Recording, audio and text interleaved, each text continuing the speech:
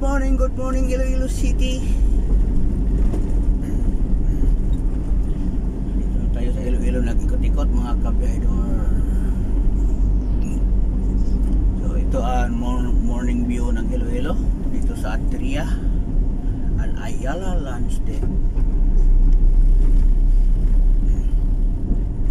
So napakaganda pa ng daan, walang traffic. Aga pa kasi, alas 5 pa lang.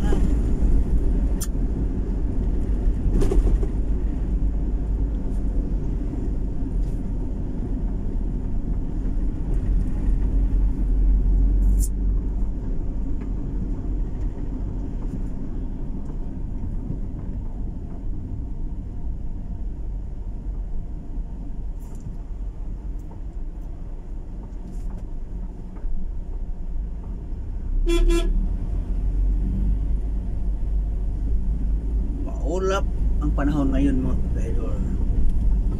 So mamaya tanghali punta na tayo ng Mangasport. Biyahe na naman tayo.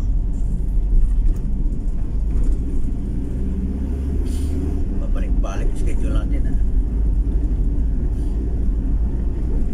Alam mo kabiyahidor, ang schedule hindi naman pwede, hindi ko balik sana. Ang bawat panig kung nag-uusap, madaan naman sa usapan.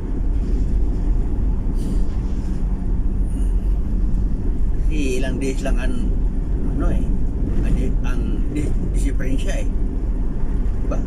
Pwede naman yun i-treat ng kasi 5 ako nagpunta dito, dapat i-treat yun ng 5. Pwede naman i-move natin dito sa 5, hindi na sa 8.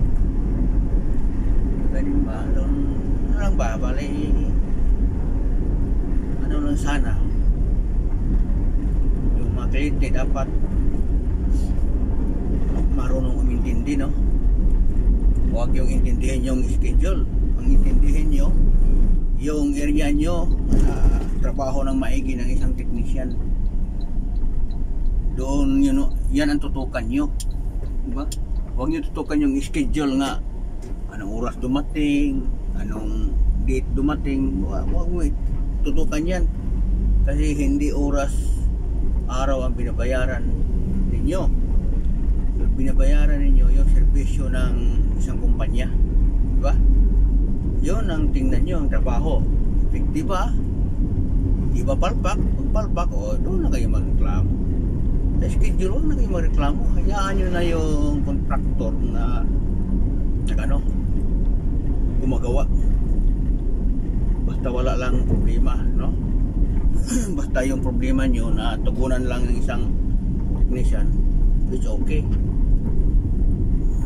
Hindi kayo yung hanapan ng yung ano pa, walang kapuluhan. Ay nako, hirap talaga ng mga dyan tourist ng mga tao